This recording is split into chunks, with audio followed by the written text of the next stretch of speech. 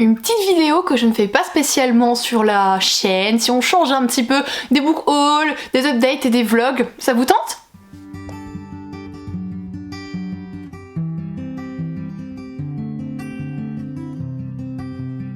Salut les Kimichou, j'espère que vous allez bien en ce mercredi. Si j'ai fait correctement mon travail, voilà, non normalement je le fais bien. C'est juste que des fois, le réseau, ben lui et moi, on n'est pas forcément comme les 10 doigts de la main quoi. Je suis très heureuse de vous retrouver aujourd'hui dans une nouvelle vidéo avec vraiment quelque chose qui change par rapport à ce que je vous propose d'habitude. C'est vrai que je suis très centrée sur les mêmes genres de vidéos. Je vous ai cité tout à l'heure quelques exemples comme les book hauls, les updates, les reading vlogs, les sorties littéraires. Alors vous en faites pas, ce sont des principes qui vont rester sur la chaîne, attention, mais j'aimerais bien de temps en temps innover un petit peu et c'est ce qu'on va faire aujourd'hui avec cette vidéo. Bon, t'es bien mignonne Kimi, mais tu peux nous expliquer un petit peu ce que tu comptes faire ? C'est très simple, en fait, je vous ai posé sur Instagram une petite question. C'était quel livre avez-vous adoré et que vous avez acheté suite à un de mes avis. Alors, il y en avait full, mais genre full, j'étais trop contente quand j'ai vu ça. Je me suis dit, mais mon dieu, je peux pas influencer autant que ça ma communauté, mais c'est un truc de fou. Donc clairement, je sais que si ça vous plaît, on pourra faire d'autres épisodes du genre, tout comme des livres que vous n'avez pas aimés et que je vous ai conseillés, ça peut aussi arriver en fait, puisque chaque lecteur est différent. Et je me dis, écoutez, ça peut être quelque chose d'assez chouette. J'en ai sélectionné une petite vingtaine. Je vais pas forcément vous faire les pitchs à chaque fois, vous vous rendez bien compte, mais je pense qu'on va vraiment passer un bon moment vous et moi. Je suis décalée comme ça, je vais pouvoir vous insérer à chaque fois les livres et les commentaires, c'est beaucoup plus simple. Le premier me vient de Élise qui a été une rencontre au salon du Montreuil il y a quelques années de ça et qui me parle des arcanes d'Emera. Alors oui, les arcanes d'Emera, c'est quelque chose que j'ai découvert il y a quelques temps de ça, une histoire qui est publiée d'ailleurs aux éditions Inceptio que je vous recommande chaudement, qui était une duologie à la base et qui a tellement bien marché qu'il y a eu un troisième tome. Le troisième tome, je ne l'ai pas encore lu, mais pour autant, la duologie est vraiment génial. On est vraiment sur ce genre d'histoire avec une espèce d'organisation secrète à laquelle on ignore qu'on appartient, qu'un frère disparaît et que justement il appartenait à cette organisation, qu'il y a une place à reprendre. On découvre qui on est vraiment, on découvre les autres, on découvre qu'est-ce que c'est les affres, cette espèce d'enfer un peu spécial. On découvre sa mission, c'est hyper intéressant, hyper prenant. La plume de Elina E.C. est très addictive, c'est vraiment une histoire que je peux vous conseiller et vous êtes plusieurs à avoir nommé cette saga, donc ça m'a fait vraiment super plaisir. Vous allez voir que j'ai pris un petit peu de tous les genres, on va être sur quelque chose d'assez éclectique dans cette vidéo. Et ma petite Pauline de la chaîne Oh Happy, je vous le dis assez souvent, mais elle a une chaîne YouTube et elle est adorable et d'une douceur, il faut vraiment prendre le temps de la découvrir si le cœur vous en dit, me parle de Kenny et le dragon. Kenny et le dragon, c'est une histoire beaucoup trop mignonne entre un petit lapin, si je dis plus de bêtises, ça fait très longtemps que je l'ai lu, et en tout cas un petit animal duquel on dit qu'il faut se méfier des dragons, déjà ça n'existe pas, et puis quand ça existe, ils sont méchants, et finalement c'est cette amitié inattendue entre un dragon très intelligent, cultivé, passionné par la littérature, tout un tas de choses, et un petit lapin assez inoffensif qui souhaite simplement faire confiance, sauf que forcément les adultes du village, les dits tous, les lapins Lady Lapinou adulte, et ben eux, un dragon au secours mon dieu, donc c'est tout doux, c'est mignon, il y a aussi des illustrations qui sont très jolies, ça se dévore puisque déjà il est pas très gros et que c'est un jeunesse, c'est vraiment une petite pépite, je l'avais adoré sincèrement. Je switch un peu, à chaque fois je vais me mettre au milieu, puis après pour vous présenter le livre je vais me décaler pour donner un petit peu de dynamisme à cette vidéo. Un titre qui est beaucoup revenu et je suis tellement heureuse que ce soit le cas. Charlène nous parle de Rose éternelle d'Ophélie Duchemin aux éditions Plume Blanche. Ma petite Ophélie Duchemin, c'est une autrice que je porte beaucoup dans mon cœur. En dehors de ses récits, de ses histoires, c'est une petite femme adorable, une boubouille adorable. Alors je dis petite dans le sens vraiment gentil, mignon, c'est le genre de petits mots qualificatifs que j'aime beaucoup dire et c'est waouh, elle est... C'est une bouille d'amour, vraiment elle est pétillante et elle est douce en même temps et waouh, je discute beaucoup avec elle là en ce moment parce que on parle des Imaginales, elle y sera en dédicace et je vais enfin la rencontrer. Croyez-moi qu'on est aussi excités l'une que l'autre. Et Rose éternelle, c'est cette réécriture du conte de La Belle et la Bête qu'elle nous a proposé et waouh, cette claque, je ne peux que vous le conseiller, c'est tellement plus que le conte de La Belle et la Bête, les personnages sont tellement plus approfondis, ça a été vraiment... Enfin, je me suis fait retourner littéralement quand je l'ai lu. Je vous le conseille à 2 milliards de %. En plus de ça, en 2022, vous avez la suite qui sortira aux éditions Plume Blanche. Il faudra attendre un petit peu. Qui se nomme Murmure de l'océan. Donc après avoir vraiment revisité La Belle et la Bête, on switch vers La Petite Sirène. Ah, je suis littéralement comblée. On retourne sur de la jeunesse puisque Priscilla nous propose notamment le titre de Magic Charlie à retrouver aux éditions Gallimard Jeunesse, et ça c'est d'une autrice française également puisqu'il s'agit d'Audrey Alouette. Est-ce que je vais vous raconter pour la 100e fois l'histoire de Magic Charlie? Mon histoire avec Magic Charlie? Yes! Pourquoi j'en fais tout un point? Parce que si je suis devant la caméra aujourd'hui, devant vous en fait, et qu'il y a tout ça derrière moi, c'est à cause, grâce à Magic Charlie, ce livre transat. Quand j'ai voulu faire comme tout le monde la première fois que je suis partie en vacances, j'ai voulu essayer de voir ce que ça donnait de lire, et visiblement ça donne un cataclysme. J'ai tellement adoré cette histoire. On est sur un jeunesse un petit peu finalement comme Harry Potter revisité, avec un petit garçon qui ignore qui il est, qui ignore qu'il y a de la magie, avec une grand-mère qui perd des souvenirs mais qui ne les perd pas naturellement, et d'où il y a un rapport avec ce fameux monde de magie, et il faut qu'il apprenne tout et qu'il n'est pas n'importe qui, et dans ce monde qui est très particulier, il n'y a pas de sorciers ou de magiciens, il y a des magiciens. Il y a beaucoup de petites spécificités au monde et à l'univers de Magic Charlie. Audrey Alouette, franchement, elle a fait ça d'une manière vraiment comme une chef. J'ai adoré le premier et le second tome. Le premier, c'est vraiment la découverte en fait de l'univers, et le deuxième, c'est un petit peu plus sur le côté école. Alors pas du tout une école à la Poudlard, non non non non non. Le tome 2 s'intitule Saint-Fouettard. Je pense que vous voyez un petit peu le style d'école vers où on se dirige doucement, mais vraiment Magic Charlie, Pépitas Bananas. Je ne remercierai jamais assez Audrey Alouette qu'un jour son livre est arrivé dans mes mains et que depuis je suis restée dans cette grosse marmite qu'est la littérature. Arbre des mots nous propose du coup le titre du livre Perdu des sortilèges de Deborah Harkness. Donc moi d'ailleurs je l'ai aux éditions Le Livre de Poche, c'est exact. Cette histoire je l'ai tellement aimée, j'ai le tome 2 là dans ma palle du Pumpkin Autumn Challenge. Bon, sachez que j'ai un rythme de lecture qui ne va pas du tout en ce moment, mais qu'est-ce qui me fait envie, et j'y vais pas parce que je me dis il est beaucoup trop gros, je vais pas gérer ça en ce moment, c'est pas possible, c'est trop de pression. Mais qu'est-ce que j'ai dévoré ce tome 1, c'est vous qui me l'avez recommandé puissance 1000, et notamment c'est ma petite Gladys, des pépites de Gladys, qui en avait parlé dans une de ses vidéos, dans un des challenges et terreur.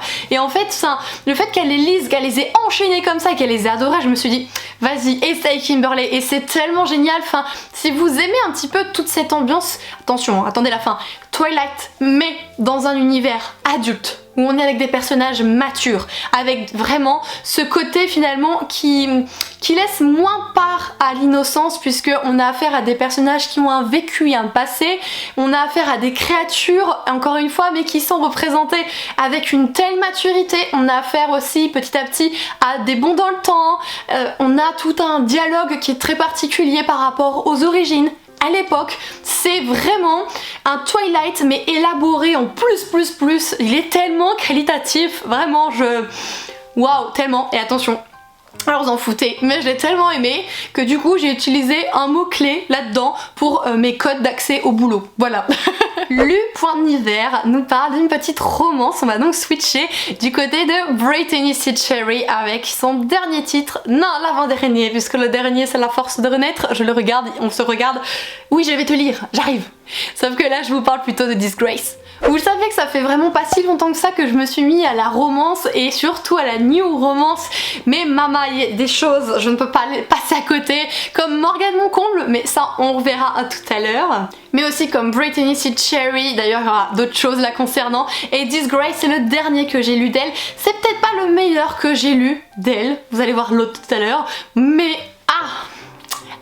voilà, new romance avec une femme détruite qui essaye de se reconstruire et qui retourne dans sa ville natale avec un père qui est prêtre, etc., qui est pas forcément d'accord avec ses choix de vie, et un jeune homme qui est garagiste, bad boy, tatoué, et on sait pas ce qui se passe dans sa vie perso, mais il est assez agressif, assez rentre dedans, et en fait c'est ce genre d'histoire d'amour qui va se construire autour d'une relation sexuelle de base. Alors on aime ou on n'aime pas, mais c'est tellement, enfin Brittany C. Cherry, vraiment je l'idolâtre en new romance. Lily Black's Reading nous propose un petit récit autour de l'imaginaire, mais surtout un récit autour des contes, une réécriture de contes. J'ai envie du coup de vous parler, grâce à cette demoiselle, du Royaume sans ciel. Le Royaume sans ciel, c'est une histoire publiée aux éditions Magic Mirror, cette maison d'édition spécialisée dans les réécritures de contes. Je ne peux que vous conseiller celle-ci si vous aimez ce genre d'univers, c'est vraiment l'adresse à retenir. Et le Royaume sans ciel, c'est la première fois que je lis un livre inspiré de 3 contes. Les 3 contes sont mélangés en un. Vous avez du Alice au pays des merveilles, du Petit Chaperon rouge et du Blanche-Neige. Croyez-moi qu'avec ces 3 univers-ci, on arrive à faire quelque chose de grandiose. J'ai adoré. C'était le premier livre que j'avais à lire en tant qu'agent du miroir, puisque cette année j'ai été partenaire avec la maison d'édition pour les titres qui sortaient. Et ah là là, mais c'est tellement incroyable. Je connaissais pas plus que ça cette maison d'édition. J'avais pas pu lire des titres avant. J'en ai lu 2 jusqu'à présent avec La Mélodie des Limbes et mais maman, je suis tellement heureuse de les avoir rencontrés et découverts. J'espère sincèrement que vous essayerez un petit peu de regarder ce qu'ils proposent si le cœur vous en dit, parce que vous risquez vraiment de passer de très bons moments de lecture. On continue avec Gaëlle qui nous propose une petite romance, mais un petit peu différente puisqu'il s'agit d'Un jour en décembre de Josie Silver qu'elle a dévoré en une journée et je la comprends totalement. Je crois que moi je l'avais dévoré en 24 voire grand max 48 heures, tellement c'était incroyable cette romance de Noël. Je crois que c'était la première que j'avais lue en plus, donc c'est incroyablissime. Vous savez, c'est ce genre de romance de Noël où il y a une espèce de gros quiproquo. Ici on a une demoiselle qui a un coup de cœur sur un garçon. Lorsqu'elle est dans le bus, elle le regarde sur le trottoir, elle se regarde, il y a une alchimie, il y a quelque chose, elle peut pas l'oublier. Et des mois plus tard, sa meilleure pote lui présente son mec. Et c'est ce mec quoi.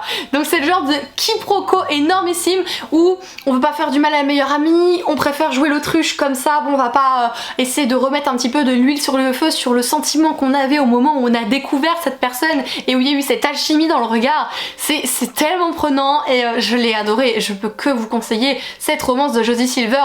Et encore j'aimerais bien découvrir la toute dernière qu'elle a écrite et qui a été traduite du coup aux éditions Charleston. C'est Les 2 faces de Bird. Oh, je vais pas m'aventurer parce que je sens que je suis en train de dire des bêtises.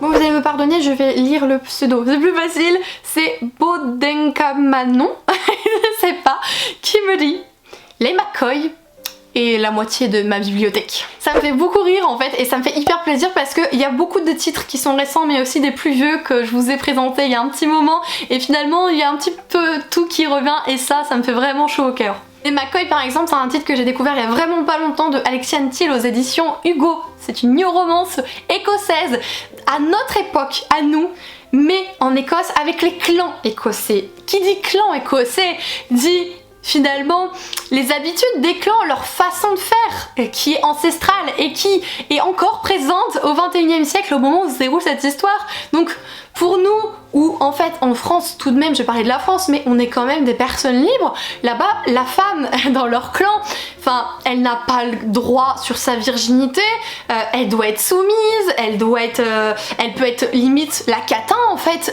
du chef du clan, du lord, enfin c'est incroyable et cette histoire aussi déroutante qu'elle puisse paraître parce que avec tous ces sujets, on est révolté, enfin, quand on est féministe dans l'art et qu'on n'arrive pas à se détacher en fait de nos convictions pour essayer d'apprécier une fiction, mais ça va vous révolter. Même si je partage des valeurs du féminisme, voilà, je suis pas non plus genre les femmes au-dessus de tout, moi je suis plus quelqu'un qui est là pour l'égalité et qui souhaite l'égalité entre les sexes simplement, et ben autant vous dire que des fois mon petit cœur il a fait quelques bonds, je me suis dit mais non, c'est pas possible.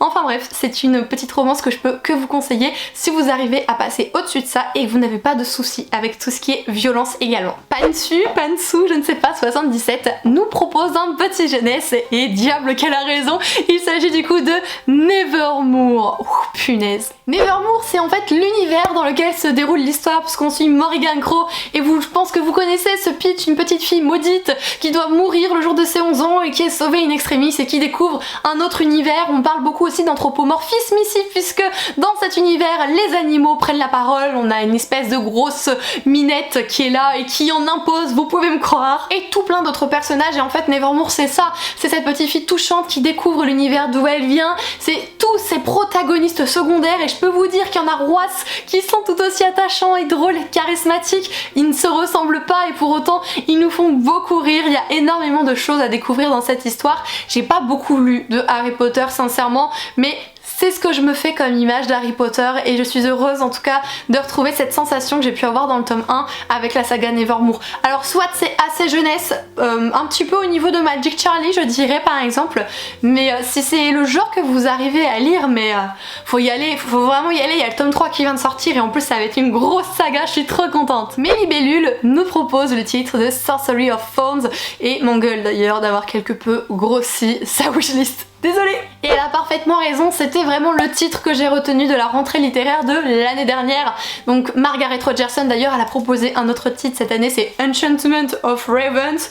On repassera pour l'English accent par ici, hein. Mais cette histoire, enfin tout fan de livres et d'imaginaire va adorer cette histoire où le livre est une entité, le livre peut être démoniaque, les bibliothèques ont une âme en fait et ça c'est hyper intéressant. On parle de démons, on parle de sorciers, les sorciers ont une connotation négative dans cette histoire, enfin c'est Sorcery of Thorns quoi, c'est Margaret Rogerson et je sais que là il y a un nouveau titre qui a été publié début octobre, un titre pour le moment qui n'est sorti qu'en anglais, c'est sa sortie officielle en VO là et waouh, enfin cette autrice c'est le genre de personne que j'ai envie de suivre assidûment. J'espère que son autre livre me plaira tout autant là, celui-là que je vous ai dit tout à l'heure, Enchantment of Ravens, mais c'est une demoiselle à lire avec une plume très fluide qui arrive à vous créer finalement un univers de fantasy en un one shot et à le conclure quand même plutôt bien. Je vous propose de continuer avec Lifebooks qui a envie de nous parler de la saga des Brumes de Cendrelune de Georgia Caldera. Pour le moment je suis pas forcément totalement à jour dans cette saga, j'ai lu le premier tome, j'avais commencé le deuxième en audio mais c'était pas du tout la bonne période, du coup j'ai arrêté mon écoute.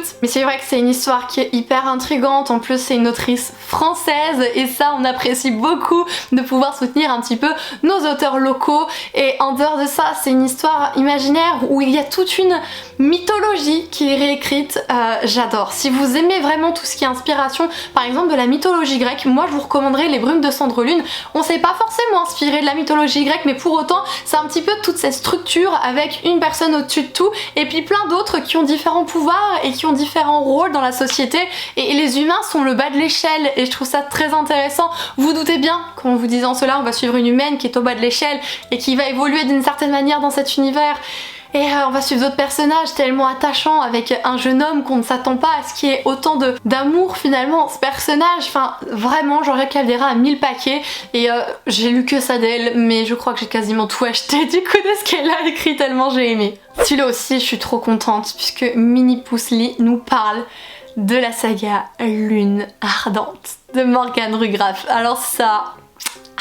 Comme pour Rose Éternelle, Lune Ardente est donc publiée aux éditions Plume Blanche. Plume Blanche, c'est ce genre de ME qui vous publie un titre par mois, mais alors par contre, qui en envoie avec ces titres. Enfin, c'est tellement qualitatif ce que j'ai lu chez eux jusqu'à présent. J'en ai d'autres dans ma palle et vraiment, j'ai vraiment, j'insiste sur le vraiment, si vous n'avez pas marre de l'entendre, vraiment envie de tout acheter. On n'a pas besoin forcément d'être dans une maison d'édition énormissime qui vous propose beaucoup de titres pour retrouver son bonheur. Les maisons d'édition qui sont finalement présents avec un catalogue un petit peu plus petit, et bien pour autant ça veut dire quoi? Ça veut dire qu'ils ont eu une sélection qui a été plus rude et cette sélection est magnifique. Lune Ardente c'est de la dark fantasy, donc cœur sensible, âme sensible, vraiment s'abstenir.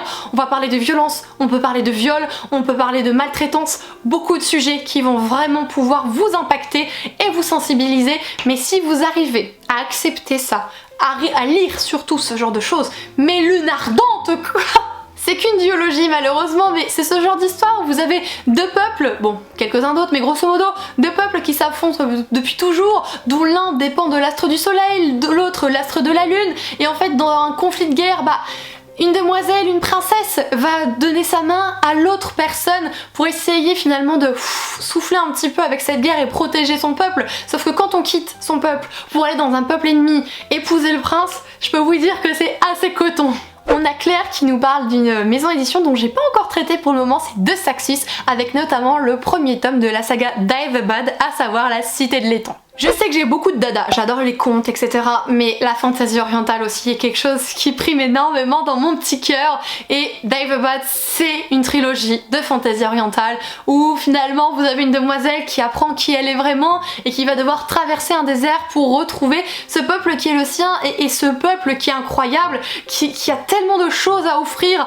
Et en même temps, on suit une personne de là-bas qui est censée avoir une place très aisée. On se rend compte de tous les bas-fonds et de toute la traîtrise Élise et waouh, bien sûr il y a des méchants dans l'histoire, bien sûr il y a toujours une part un petit peu plus sombre, mais c'est tellement intéressant. Le premier tome est peut-être un chouïa long parce qu'en fait vous traversez tout le désert et forcément l'histoire est obligée de prendre son temps, on peut pas aller du point A au point B en 2 secondes alors que le désert est énorme, vous vous rendez bien compte, mais franchement j'ai adoré. On a frôlé le coup de cœur de mon côté, donc de Saxus comme a dit la Kimichou, ne nous oubliez pas, bons petits français qui ne peuvent pas lire en VO, nous attendons la suite. Juskatu nous propose un de mes derniers plus gros coups de cœur, c'est La Reine Courtisane d'Anatrice. Ce qui est assez drôle avec ce livre, c'est qu'en fait j'en ai entendu parler sur Bookstagram et de fil en aiguille je l'ai ajouté à ma wishlist, mais je l'ai laissé de côté dormir dans ma wishlist, je l'ai pas acheté et j'ai passé un petit peu à côté finalement. Jusqu'au jour où Kimichou est arrivé, comme ça, sur son grand cheval.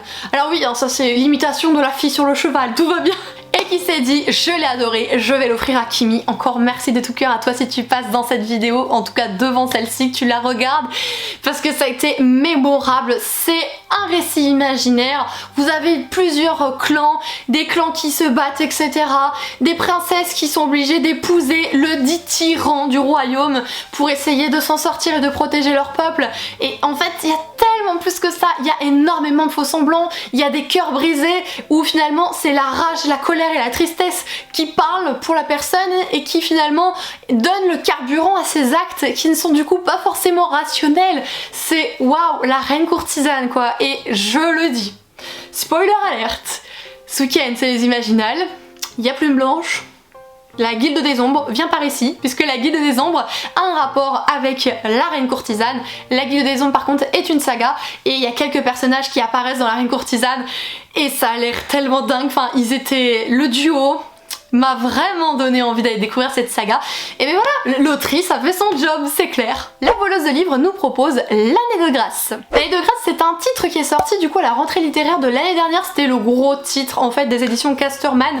Ce récit où finalement vous avez des personnes qui vivent un petit peu en autarcie et qui ont du coup créé leurs propres règles dans leur propre ville, et on dit que les femmes en fait elles ont de la magie et du coup à un certain âge elles sont obligées d'aller 1 an je crois sur l'année, enfin sur une île pour faire ce qu'on appelle l'année de grâce, pour se purger de toute magie dirons-nous. Et en fait on ne revient pas forcément de l'année de grâce, et si jamais on n'en revient pas indemne. Alors l'année de grâce a quelques petits sous-tons féministes, c'est vrai, mais c'est pas non plus le truc le plus important selon moi dans le roman. J'ai beaucoup aimé finalement le récit, l'univers créé, la trame que prend celle-ci, la tournure aussi, les révélations à la fin, on apprend sur les personnages et on s'y attendait pas et on se disait waouh, il y avait tellement de faux semblants en fait. C'est hyper intéressant et c'est très sectaire en fait, on peut limite considérer ça comme une secte un petit peu ce qui se passe dans ce village. J'espère que si jamais le cœur vous en dit que vous le lirez et que vous m'en ferez un retour, parce que il est très atypique ce roman et moi j'ai vraiment beaucoup aimé. Je vais essayer de couper un peu parce que là il y en a beaucoup trop, je termine pas avec celui-là. L'avant-dernier, c'est une new romance et on va parler de Morgane Moncomble avec Nos âmes tourmentées. C'est la première new romance que j'ai lue, je l'avais lue d'ailleurs en lecture commune avec Soli de Librement Addict, et c'est à la suite de ça qu'on est devenus très amis et qu'on échange quasiment quotidiennement depuis.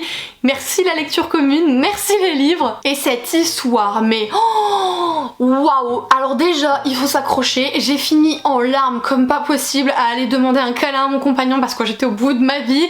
Il y a beaucoup de choses qui sont très dures, que ce soit du viol, de la pédophilie, que ce soit des violences, que waouh, il y a vraiment de quoi faire. C'est simplement une histoire d'amour qu'on ne pensait pas possible entre deux personnes brisées. Pourquoi elles sont brisées, je ne vous dirai pas, vous découvrirez tout ça, mais il était... Enfin vraiment, voilà, j'ai beaucoup de mots, de mal pardon, à mettre des mots dessus, tellement il m'avait flingué, il m'avait retourné. Je l'oublierai jamais ce roman et il a été tellement incroyable, c'est lui qui m'a permis aussi de débuter la romance et je le remercie beaucoup, autant le roman que l'autrice du coup, mais... si vous pouvez le lire, lisez-le, mais préparez les mouchoirs, vous pouvez me croire. Et je terminerai cette vidéo notamment avec Julina, j'espère que je dis bien ton pseudo, qui me dit « Le faiseur de rêve, ça compte ?» Mais bien sûr que ça compte, voyons. Heureusement que ça compte, le faiseur de rêve, le chouchou de mon cœur, voilà. Cette fantaisie orientale qui m'a charmée tel un serpent, waouh, c'est quelque chose que j'ai encore pas forcément retrouvé dans des autres livres, même si j'ai eu des coups de cœur monumentaux, c'est pas comme celui-ci encore, c'est pour beaucoup mon Akotard à moi, voilà. Je vais pas vous faire l'affront de vous reparler de tout ça, mais Laszlo, Sarai, cette mythologie réinventée, réécrite, cet univers, cette richesse dans la plume et dans le... Enfin... dans tout, oh, je perds mes mots, c'est tellement dur de décrire un coup de cœur intersidéral comme ça. Voilà, de toute façon là-dessus apparemment je suis une bonne influenceuse, hein, parce que vous êtes beaucoup à l'avoir lu. J'ai eu énormément de retours positifs, pas forcément des énormes coups de cœur comme moi, même s'il y en a eu, hein. Sincèrement il y en a eu. Il y en a qui ont simplement adoré, et j'ai eu quelques retours où ils m'ont dit voilà c'était sympa, mais pour moi pas plus que ça, mais c'est très peu par rapport à tout ce que j'ai pu avoir. Il faut lire Le Faiseur de Rêves si vous ne l'avez pas lu, voilà, et je suis toujours ouverte à la conversation, sauf quand vous venez armé d'une fourchette, là je vais vous dire vous calmez quand même, c'est Le Faiseur de Rêves. Et bien voilà les Kimichou, cette vidéo est à présent terminée, j'espère que le concept de celle-ci vous aura plu. N'hésitez pas si vous êtes d'accord avec les Kimichou que malheureusement ou heureusement je ne sais pas, je vous ai fait craquer pour certains de ces titres, n'hésitez pas à les nommer, et si vous les avez lus, qu'est-ce que vous en avez pensé? Si ce genre de vidéo vous plaît, n'hésitez pas à me le dire si vous souhaitez un autre round ou c'est horrible ça. Un autre tour, voilà on va dire ça, si vous souhaitez un autre tour, ou voilà sur autre chose que des coups de cœur ou des lectures que vous avez adorées, ce sera avec grand plaisir. Comme toujours, si vous souhaitez soutenir mon travail, surtout ne vous privez pas, et c'est quelque chose qui est toujours extrêmement bénéfique, et je remercie chaleureusement toutes les personnes qui le feront par des pouces, des commentaires et des partages. Et d'ici la prochaine vidéo les Kimichou, surtout prenez soin de vous, je vous fais toujours de gros bisous, et surtout, important, au-dessus de tout, faites de belles lectures. Ciao!